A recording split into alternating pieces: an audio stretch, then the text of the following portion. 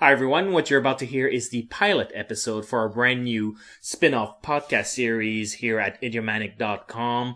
Don't F with the original, where we'll be gearing for the latest sequels and remakes by discussing the original movies that started it all.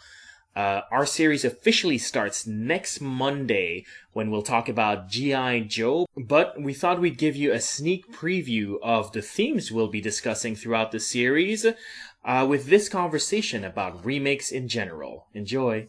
You forgot the first rule of remakes, Jill. Don't fuck with the original.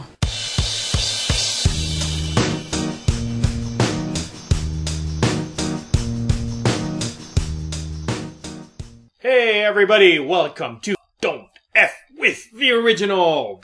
With Nicholas, I'm the video game correspondent for Idiomatic. And I am Dimitri, editor-in-chief of Idiomatic and film critic. And today, we're going to talk about movies, movie remakes, I should say. Well, the most obvious question we need to ask, obviously, is how do you feel about remakes? I'm a little torn about remakes, because when I want to go see a movie, I want to see an original idea. I want to see something that I watch on the screen and was like, wow, I never thought of this before. This is cool. This is awesome.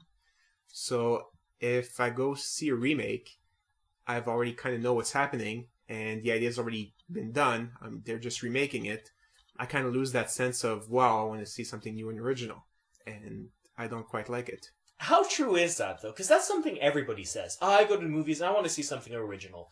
But box office numbers prove that that's completely false. Because sequels always make twice as much money as an original movie. And remakes typically make money. Yeah, but the sequels, they take the characters, but they put them in new original situations. Mm-hmm. I mean, if the sequel to Spider-Man was that he fought the Green Goblin again, that would be pretty bad. You know, he gets bitten by a spider again. Rocky. Rocky 2 made a lot of money, and he fought Apollo again. Yeah, I'm not a fan of Rocky 2. Like I said, I don't follow the box office numbers. I like original ideas, really. So that's why remakes I'm not a huge fan of. However, sometimes you really like a character. You know, I like those characters, and I want to see them again. Okay, you can reboot them, and if you can put a little twist on the story, make some certain parts of the movie original, I'd be fine with it. But I normally like my stuff really fresh and original. That's interesting. Yeah, remakes, for me, it all depends on what the circumstance is. I really don't object to remakes the way, like, let's say, our fellow panelist Dennis P. does, as I'm sure a lot of you have heard. I don't see what the big deal is, to be honest. Because, let's be honest, just because a movie has an original title doesn't mean it's an original idea. Yes. Most movies repeat the same formula over and over and over again. So, a remake for me isn't that offensive because of that. Yeah. Especially since I'm a horror fan, and let's face it, a horror sequel is pretty much the same movie but with different teenagers dying. So I'm pretty used to seeing remakes of movies I like at this point. Okay. Like Nightmare on Elm Street 2 to 6 are pretty much the same effing movie. Well, 3 to 6, I should say. Yeah. But what it does do, in the best of circumstances, is a chance to maybe get closer to the source material when a movie is based on something else. You know, when a movie is based on a book or a comic book or whatever, a remake gives you a chance to, for the filmmakers to be closer to the material when they redo it. And I kind of like that. That's interesting. Yeah. For example, they remade I Am Legend, the Matheson novella, has been made into movies like 5, 6, 7, 8 times now at this point. Okay. There's the Omega Man, there's The Last Man on Earth, and of course there's the Will Smith I Am Legend. And really, the Will Smith I Am Legend movie, there's 2 versions of it. There's the director's cut and there's the theatrical version. And they all are completely different from one another, and they're all variations on different things that whoever made the movie really held on to when they read the novella, clearly. But I actually like the latest version more, the director's cut of the Will Smith movie, because for me it touched closer to what I liked about the novella. But in point of fact, The Last Man on Earth is closer in plot. Omega Man is just completely in its own direction. Okay. So it is a chance to get to see the book that you like being done in a different way, maybe closer to what you like. It's interesting on that level, I find. Okay.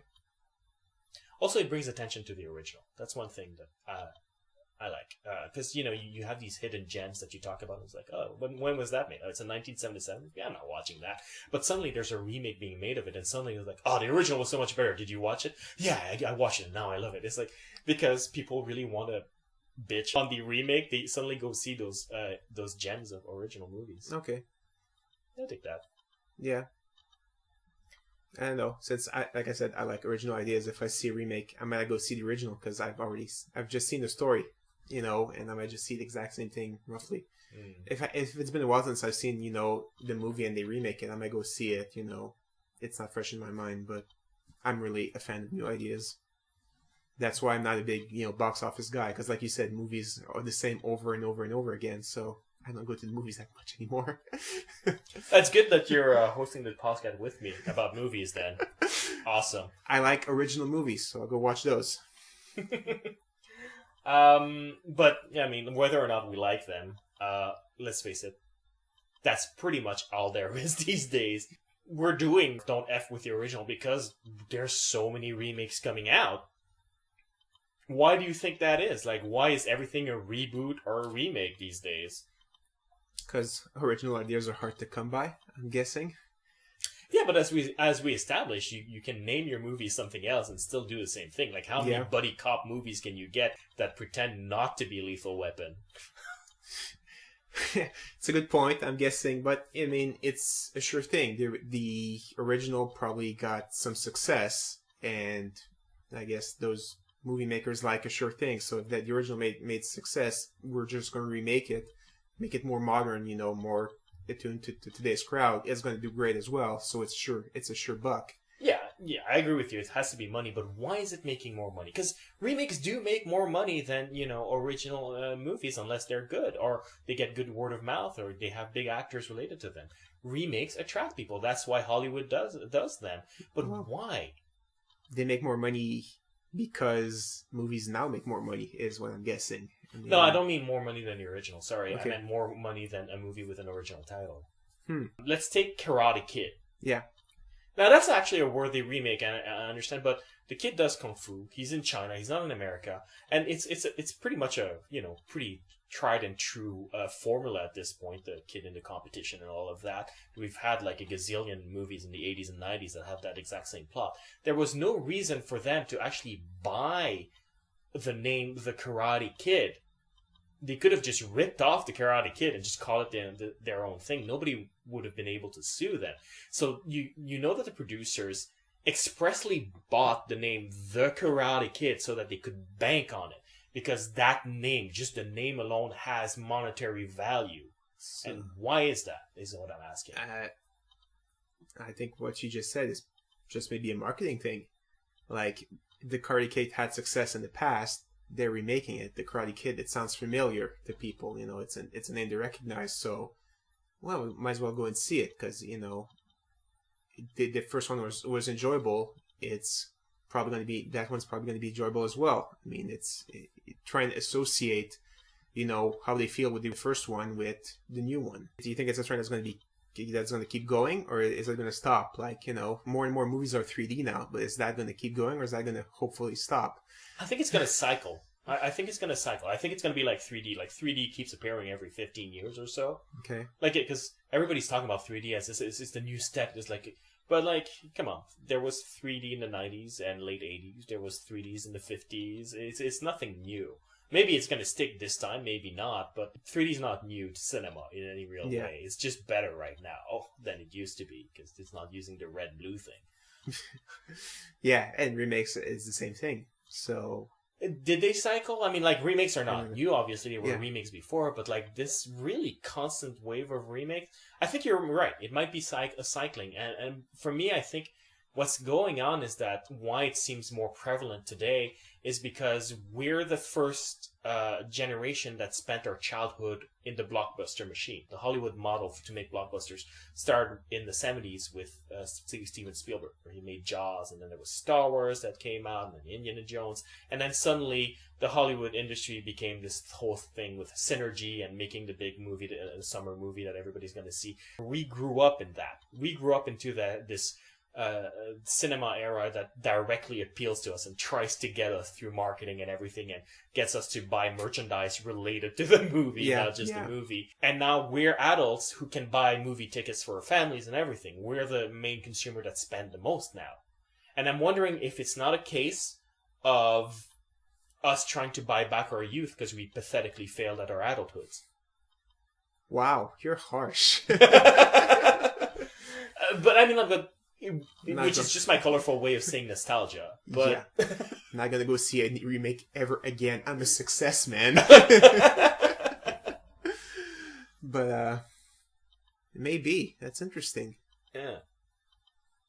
Because how many times can Ninja Turtles come back? And it's like, I'm sorry, it's not the kids that are keeping Ninja Turtles alive at this point. You know, it's us. G.I. Joe the movie, come on. It ain't the kids that were going like, oh, G.I. Joe. They were going, ooh, G.I. Joe the same way they go, ooh, about everything you put in front of them. Yeah. But it was the nostalgia folks like us. The Transformers, the same thing. We're trying to buy back our youth. I guess.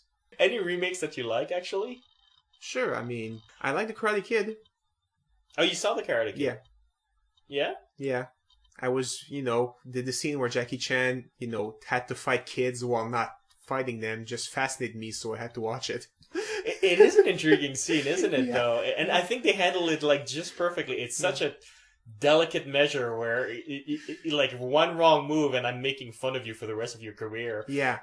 It's really, Mr. Miyagi fighting asshole teenagers. Okay, you can kind of get that. They're teenagers. They can defend themselves. Especially since they're teenagers played by 27-year-olds. Yeah, exactly. But Jackie Chan having to fight little kids. Who are genuinely 12 or 13-year-olds, and they're Asian, so they look younger by North American standards. Yes. That was like, wow, that scene just fascinated me. So I was like, no, I have to watch the movie now. Well, so you would say that was a good remake, then? Yeah, it was a good remake, but it was quite different from the original. Well, at the same time, it has the same beats. Yeah, there was no car washing, though, but yeah, it did have the same beats. No, but it had a coat pudding. Yes, the coat pudding was quite interesting. I like that a bit, actually. Yeah. And I think we can deconstruct it to see what about it works, because I want to talk about what makes a good remake. Well, to me, it's the same thing that makes a good movie. It has to be enjoyable, and for me, it has to have some original ideas. Like we talked about The Karate Kid. I don't think I would have enjoyed it if he had the little kid wash the cars and paint the house and stuff like that. I was like, that's exactly the same thing as I saw in the other one. It was good that he did the coat pudding thing, and it lasted like 30 seconds. And okay, now let's move on to him actually really training, and that was good. And it was different enough. It kept with the spirit of the original, but it was different enough that it felt original to me. Yeah, well, it helps that, first of all, they already had a really good stunt coordinator, but on top of that, Jackie Chan and his own personal stunt coordinator went in and went like, this is nice what you're doing, but we'd like to participate and sort of jazz this up a little bit. Yeah, and that's exactly what happened during the movie, and the stunt coordinator that they hired for the Karate Kid was, he's an open-minded guy. And he was just like, yeah, you're Jackie Chan. Of course I want to work with you on this. Are you kidding me? Yeah, I loved you in Around the World in 80 Days. Of course I want to work with you. No, but I imagine that, especially, Jackie Chan for a stunt coordinator, like, of our generation, that must be, like, the holy grail. Yeah. Yes. But I agree with you. In fact, in the message boards over at thedreamersedge.com, if you guys want to participate, we had that conversation on the message board where, one of our readers kind of pointed out, there needs to be innovation. It needs to go in its own direction. Innovation. That's the way I was looking for. Yes. If the first rule is don't F with the original, I think the second rule should be F with the original a little bit. Yeah. Don't remake it scene for scene, word for word, add a little bit something to it, use the same characters, use the same concept, but add to it, change the story a little bit, Yeah, because otherwise you end up with Gus Van Sant's Psycho remake, which was a scene-for-scene remake. Except for a couple of small details where he missed a point, which is really where the movie falters, oddly enough. But Wow. it's also a big case of everybody seeing this is going like, this is interesting on a film school level, but what the hell? Seen this. That must have been really odd to watch. I mean, let's watch, 1 week before the movie comes out, let's watch the original to give us, to give us a taste for it, and then you go watch it in the movie theater. What the hell? And imagine, like, as an accomplished filmmaker, if you're doing this, you're trying, surely, to prove that directorial efforts are more than just, the sum of its parts. Yeah. He's probably trying to make a remake that's scene per scene that's going to end up different in some way, I mean, that can only be his goal as a filmmaker. Otherwise, why are you a filmmaker if you feel otherwise? Yeah. So, and he's remaking a classic by Hitchcock, who's known as just, a master of suspense, this just genius director for its time. So, you're watching this and going like, Gus Van Sant, you realize you just pretty much set yourself up for failure no matter what. Like, yeah. What are you doing? It's a weird thing. But yeah, you gotta go in a different direction. I agree with you. So we establish respect the spirit, respect the themes, and we're saying go in your own direction, do something different as well. Yeah. Any other rule? Just 2 rules to making a good remake, or more rules than that? No, it has to be a good movie, enjoyable, that, people don't walk out of the theater thinking, being angry, saying, well, I wasted my time because I just rented the original one. It has to... Oh, yeah, well, it being good is sort of implicit. I can't think of any other rules, really. Yeah. Being innovative is important, but besides that... I think I would add as a number 3 rule, it has to be current or relevant to the current culture. Oh, that's good. Yeah. Because otherwise, what's the point of a remake? I can just watch the original. The point of the remake is you want to update things so that it feels current to a new audience. So if you don't directly address that audience, what's the point? Yeah, I wouldn't enjoy Red Dawn if they fighted the Soviet in the remake. So ties to the thing, update it to its current audience, innovate. I guess that's it. I mean, I don't really ask for more. Yeah. Keep the title. Yeah, keep the title. Sure. And that's for purely commercial concerns, but because a lot of people complained that the Karate Kid should have been named the Kung Fu Kid. And I was like, no, call it the Karate Kid. There's no point in buying the rights to the franchise if you're not going to bank on the name. Yeah. The Kung Fu Kid, that doesn't ring right anyway. Everyone knows the Karate Kid. Yeah. The Kung Fu Kid. I'm pretty sure when I was a kid at a grocery store, I bought a bunch of action figurines that looked like the Karate Kid called the Kung Fu Kid. Those cheap knockoffs? Pretty sure. I'm pretty sure I bought that. It does make it sound like a knockoff, a cheap knockoff, if you just change the title like that. Yeah. Like all those Italian movies like Terminator 2. Oh yeah, but they don't even alter the title in any way. Robot Wars, which is No, the American knockoffs are even funnier. Like the B-movie knockoffs are even greater. When Transformers came out, of course, we were served the pleasure of getting in every video store Transmorphers. Wow, yeah. Which I believe is a remake of GoBots, but so yeah, keep the title. It's classier. No, I mean, because the rip-off police is going to be on your tail anyway. So I say, if you're going to remake something, just claim it. Yeah.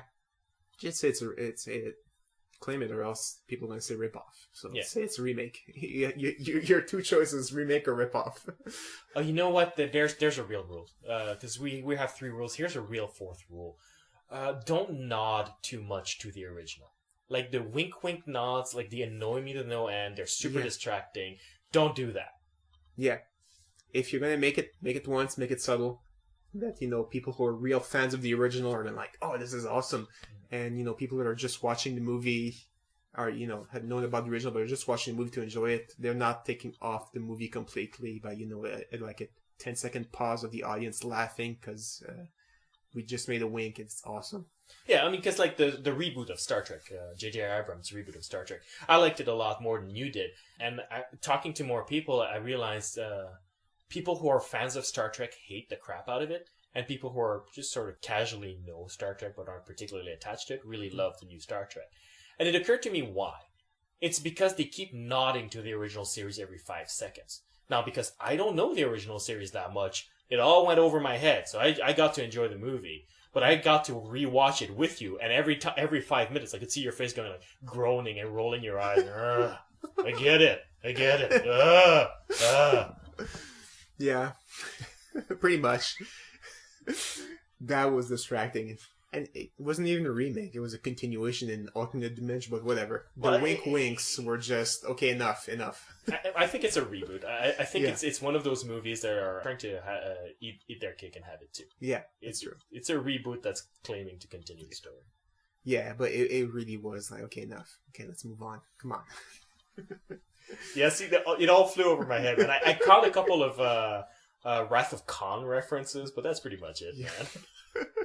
And the green chick, of course, the green chick. Yeah. And of course, I think any rule that you're going to have regarding how to make a good remake has to involve the question of what movies to pick. You know, when should you make a remake? Yeah. And that, I think, is a trickier question. Like, what movies should you make? Because, like, so far the trend has been to take really great classics that everybody has a lot of affection for and then remaking them. But there's always a question that pops up, and every comedian makes that joke, is like, why don't they remake bad movies? Because, you know, the good movies, I can watch the original, remake the bad one. Yeah. Well, do you remake them? A lot of them are because they're outdated. People watch them today, and they wouldn't get it, you know, like, oh, the Soviet Union fighting. Why is the Soviet Union so powerful? You know, make it more current. Also, you know, add modern technology. It's funny to see, you know, movies that are, you know, supposed to be based in the future with people, you know, no cell phones, no internet, no nothing. And I find that pretty amusing. So you remake those kinds of movies, you know, to make them a little more current. I could see that happening. Yeah. For me, like, to a certain degree, I kind of like old special effects. Like, granted, I am one person that it occurs to me that I have a complete blind spot for bad special effects. Yeah. When I talk to colleagues often ask me, like, hey, what about this movie? And they're old movies, and I've seen them all. It goes like, and how are the special effects? And I kind of stare at them blankly going, I have no idea, because I have a complete blind spot for them. Like, all special effects look good enough for me. I am not a complicated man. Yeah. But what I will say, I think when the culture has come full circle, when we're sort of in a similar climate as when the original movie was made, is not a bad idea to make a remake. For example, Escape from New York, which was in the John Carpenter movie, which was made in reaction to Watergate. Yeah. It was all about distrusting the government. I mean, Snake Plissken is a true blue anarchist. Not Joker, anarchist, nihilist, not like an actual anarchist. Yeah. And the whole movie is all about rejecting the government. And then they recently announced that they're planning of maybe doing a remake of that, and I'm going like, now was an era where both Democrats and a lot of Republicans went, that's not really the government I was expecting. Yeah. That's true. You know? And they would have been a great time to sort of bring back Snake Plissken to go like, bad government. Right now, I would see them more remaking Demolition Man. See, that would be freaking hilarious. That would be great. I think another trend that we see a lot is that we don't wait for the culture to come full circle.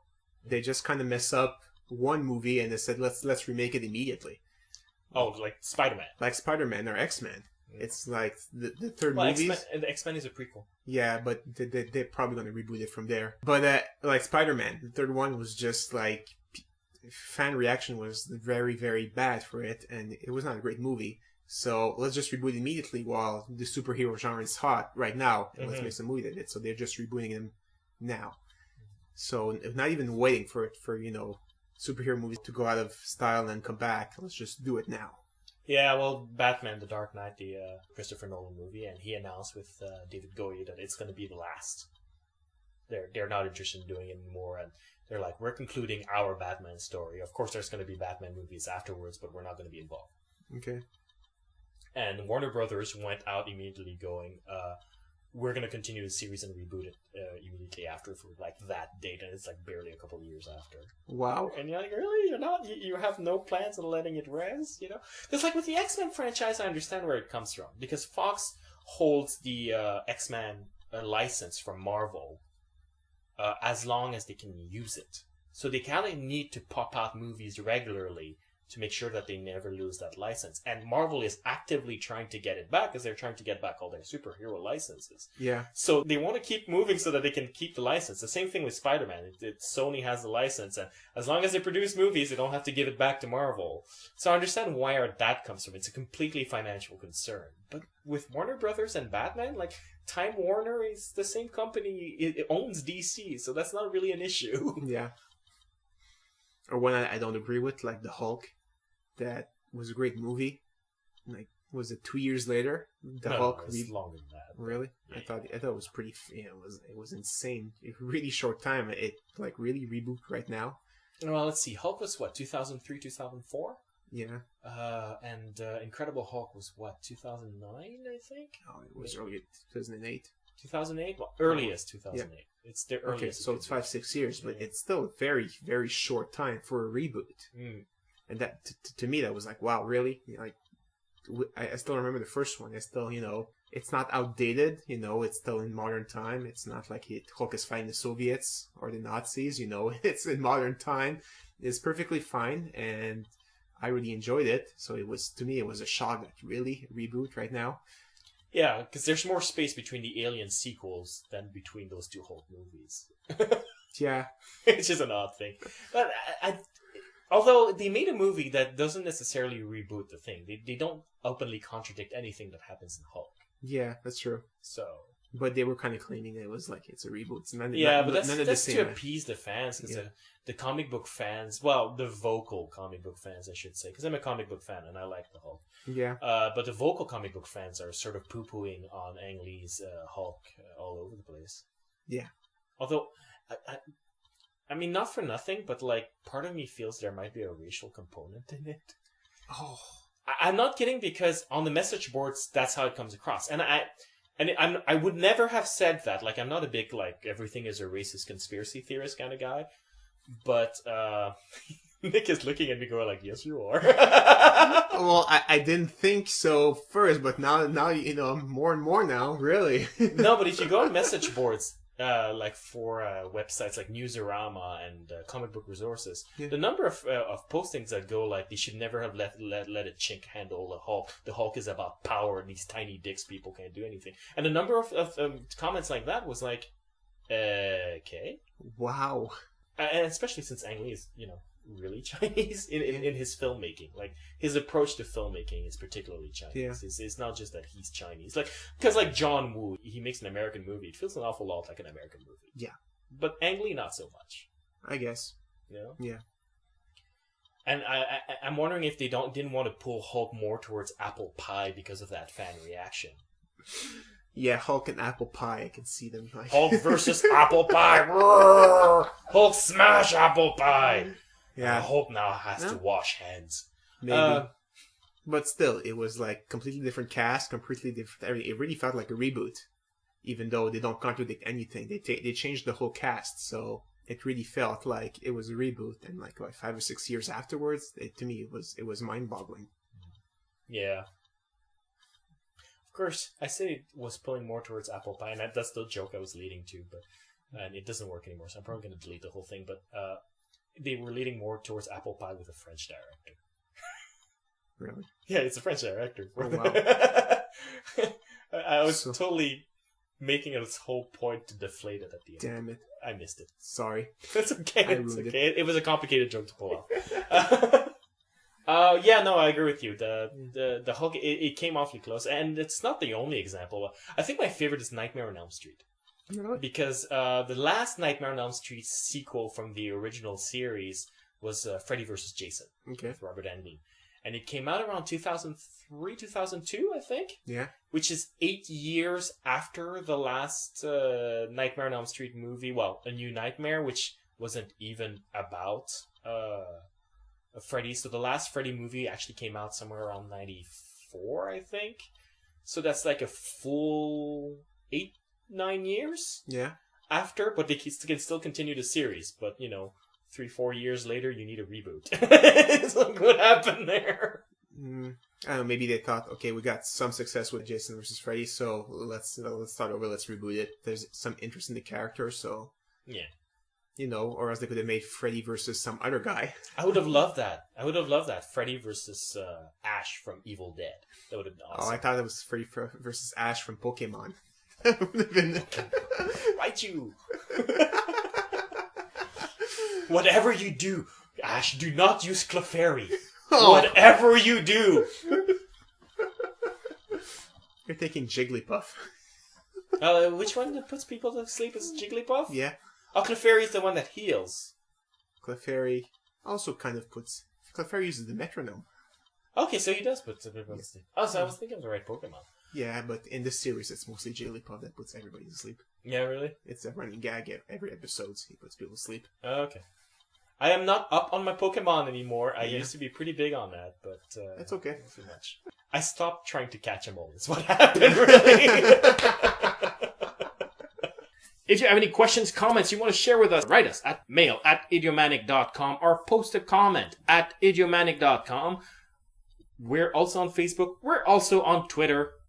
And we will see you next time.